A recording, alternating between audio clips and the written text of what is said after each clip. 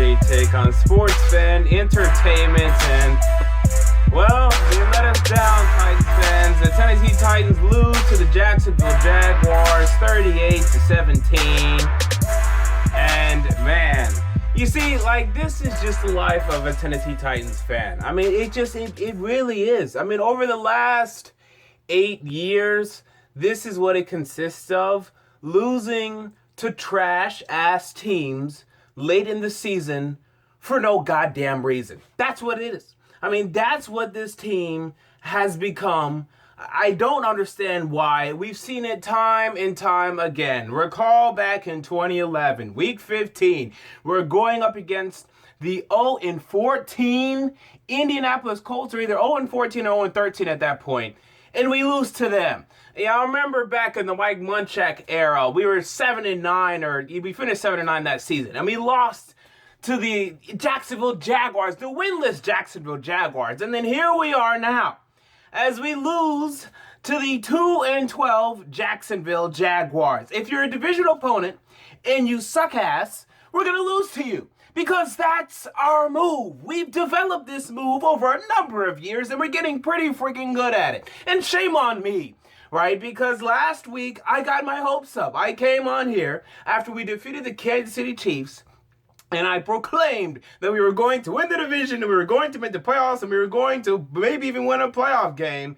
And shame on me, because I got my head in the clouds. And honestly, I don't think I was too wrong for doing that. The signs pointed towards that, because for other teams in the NFL, the win that we had last week would propel a sort of run. All right? The Washington Redskins last year, they won like 5 or 6 straight games to close out their season last year. They had a type of run that it was sparked by a win like we had last week, right? I've seen other teams in the NFL do this. The Tampa Bay Buccaneers have won 5 straight off of something like this. The Dolphins have won a number of games straight off of a win like we had. Other teams in the NFL can use a game like last week and start a run to go into the postseason. Other teams can do this. We can't, because at the end of the day, we have to get in our own way. This team came out today and they just showed an incredible lack of effort and preparation, honestly, to me, from the very beginning of this football game.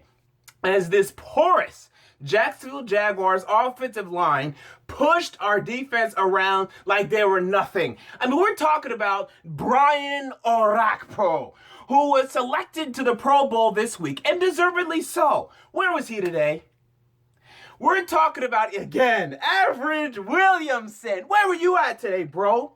Where were you at today? I know the Jaguars, they didn't run for much. They only averaged 3.0 yards per carry. But if you watch the first quarter, their offensive line was pushing us around, period. Okay? Where are you at today, bro? When we needed you in the first quarter to keep this lead suppressed, where were you at? I mean, just our defense, they didn't show up today at all, and then just our terrible corners in some lose. I mean, what kind of name is this? Valentino Blake. I mean, I've been getting away. You know what? You want to call yourself Valentino? Whatever. I don't care. But Valentino Blake and Bryce McCain and just these baboons that we are relying on in the secondary. And honestly, look, John Robinson, we've had a pretty good season, honestly. But I knew when we came into the season, are you nuts having these cornerbacks? You want to rely on these cornerbacks? I knew that was a mistake from the beginning. You want to rely on these wide receivers? That was just a mistake from the beginning. And I know we're building something, and that's fine. But you just can't come into the season with these cornerbacks and these wide receivers. You can't do that. I know you have to be patient. You have to build a team. But these cornerbacks and these wide receivers, now let's get to the big headline, okay? Marcus Mariota. And I've been saying from the very beginning, he's the key. He's the answer. He's our Jesus Christ. If we're going to go anywhere, it's going to be because of him. He is the franchise. It is him. We are him. It is him, okay? If he was here right now, I'd hug him, right? But man, out.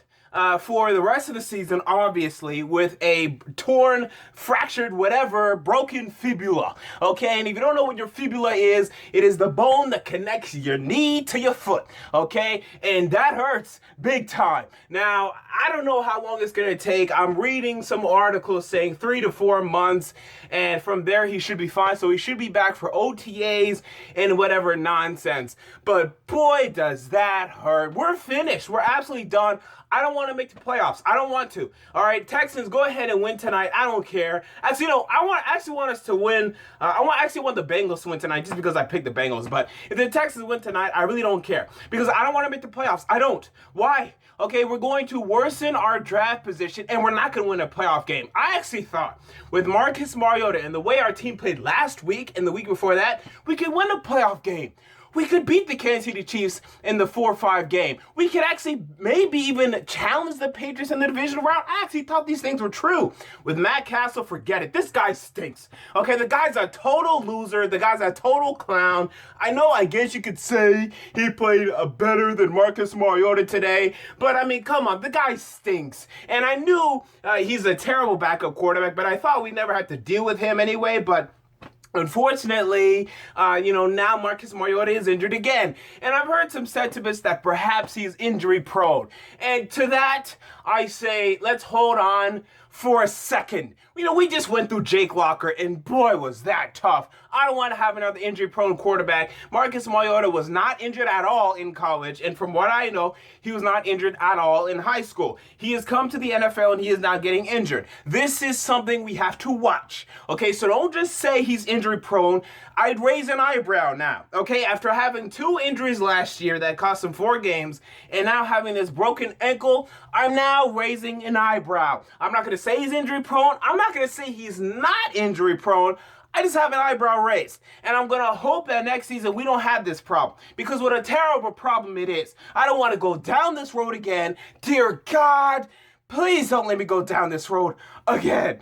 Okay, so he's finished and I'm finished, and I don't think we should make the playoffs. I don't want to make the playoffs just to go lose draft position. Let's just lose this week. We already lost this week.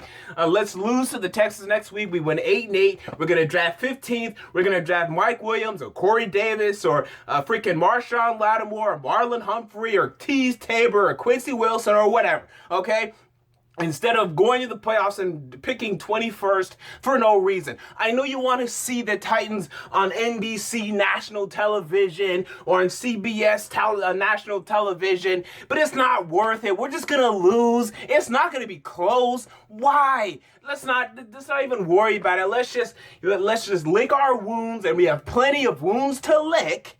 And then let's try again next year, man. And we have a lot to look forward to. We're talking about a football team, okay, with $75 million in cap space. We're talking about a football team with 2 first-round picks in the upcoming 2017 NFL draft. This time, John Robinson, I don't want to see a need on this football team. I don't want to see one. If I see a need, a glaring need after this offseason, you failed, and it's going to show up again. I told this guy, first of all, what would I have done? And I'm fine with what we've done. I'm not saying we've done a bad job, but what would I have done? And I was on the record before the draft saying this.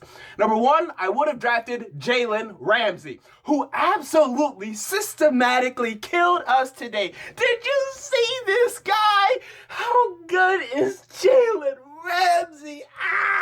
And I know he hasn't had the best rookie season, but he's had a good one, and he's really turning it on now. This guy's gonna be a terror for years to come. And then I would have drafted Michael Thomas, who is going to have over 1,000 yards for the New Orleans Saints this season. And I was on the record saying I would have drafted both of these gentlemen. Now, we ended up with Jack Conklin, who's been great. Excuse me, I'm getting a little excited. Who's been great for our football team, and there's nothing wrong with that. We drafted Derrick Henry. He was an accessory pick. He was a luxury pick. Today, an argument could be made that he should have got more carries, but he's not being used enough for a second-round pick for me, and he was never going to be able to be used enough because we had DeMarco Murray, who was good enough. So I never loved that pick anyway. Kevin Dodd has done nothing, and I'm convinced he may never do anything. We'll see, but he just hasn't shown anything. Kevin Byard, he's turning into a good free safety. Okay, that's good. You look at who else did we draft in the second round? Austin Johnson. I love the Austin Johnson pick, but he's not doing anything. So, John Robinson, I loved you acquiring DeMarco Murray. I loved you. What else did I love? I ended up loving you getting Jack Conklin. Okay, I ended up loving that. All right, that's fine. So you get a passing grade. I would be careful though, a lot of Titans fans, because they're saying, oh, he's so great. Oh, he's so magical. He's so majestic. He's so wonderful. I don't think so. This man came into the season saying, hey, we have Parrish Cox, Valentino Blake, Bryce McCain. We're good enough at this position. No, sir. We have Harry Douglas, Andre Johnson. We had DGB, Tajay Sharp, and Rashard Matthews. We're good at this position. No, sir. And I told him before the season, these positions will be the banes of our existence. They will prevent us from being the team that I know we can be. That's on him, right? He still gets a passing grade. If I were to grade his first year, it would probably be a B or B plus. It's not an A. So I don't want to hear about, oh, this way John Robinson's going to do this and he's going to do that. You know what he's going to do? And it's going to probably upset me. We're probably going to pick 6th or 5th in the upcoming draft. He's going to trade down. And I'm not going to like it, right? I want to sit there and I want to draft a great player. I want a great player on the defensive side of this football team. I want Jamal Adams. I want Jonathan Allen. I want Jabril Peppers on the defense. That way, whenever another team tries to do this again, he's going to say, no, sir, not today. I'm going to let my talent shine through and I'm going to win this football game for my football team. John Robinson likes a bunch of players, so he's going to trade down, and I'm not going to love it, but we'll see if it works out. Last time with Jack Conklin, it worked out, right? So we'll see if it can work out again.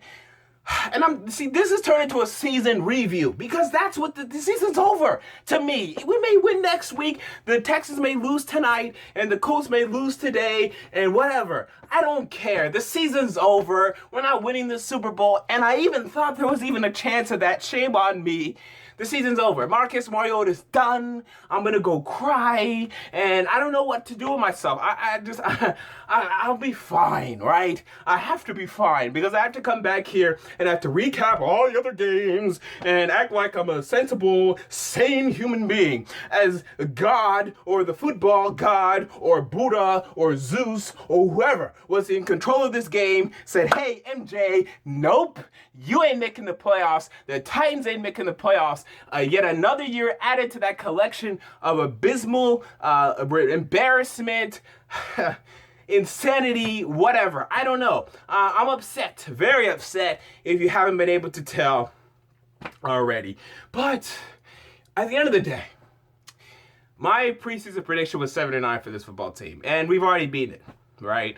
So I guess I can't be too upset, but whenever you go through a season, you're going to experience the ups and downs. You're going to experience the emotions, the whatever. Oh, God. One thing, some of you are very perturbing. Someone said, hey, can you please not pick the Titans to win? Because whenever you do, they lose. I picked them to beat the Bears. I picked them to beat the Jaguars. I picked them to beat the Browns. I picked them to beat the Dolphins, and they won all of them. Shut up, right? It's not me. Don't deflect this loss on me. Deflect it on them, right? Because they are the ones that didn't show up today. And one more thing, Mike Marquis. Okay, I haven't talked about him at all today. He is going to be the blame of today, and possibly deservedly so. Now, I will say, though, I mean, he's done a lot better than I thought he would do. I still don't think he's going to be the guy to take us to a Super Bowl. That's another thing John Robinson, to me, failed to do. Because, yes, even though Mike Mularkey has done well, and I can give him a passing grade, I can't forget everything that I believed, everything that is just true about him in terms of just being a terrible candidate. All of that is still true, even though he's doing well. If I hire a 10-year-old, and this is a big exaggeration here, but it's noteworthy. If I hire a 10-year-old to be the head coach of the Tennessee Titans, and he brings the Titans to be 8-8, was that a good hire? He did do well, but I still hired a 10-year-old. That's not a smart thing. You took a chance, it worked. But what's going to happen next season? Are people going to start catching up to this 10-year-old? And I know he's not a 10-year-old. That's an exaggeration. But I'm still, I don't know. Is he going to bring us to that Super Bowl? I don't know. So there you go. Those are my thoughts, my insane thoughts, my, just thoughts that are everywhere on this football game right after this football game as the Jacksonville Jaguars embarrass the Tennessee Titans. And one more thing for Jags fans. Some Jags fans are talking trash. Y'all need to shut up. Just plain and simple, y'all are nuts. As you guys are going to go 3-13 or possibly 4-12, y'all are talking trash. Do yourself a favor and shut up. Honestly, just shut up because you sound like a moron. Dear God, when we went 2-14 and 3-13, you know what I was doing? I had my mouth freaking shut. Take my advice and just do the same thing. Dear God. So there you go. Those are my thoughts. What are yours? Comment down below. I want to know.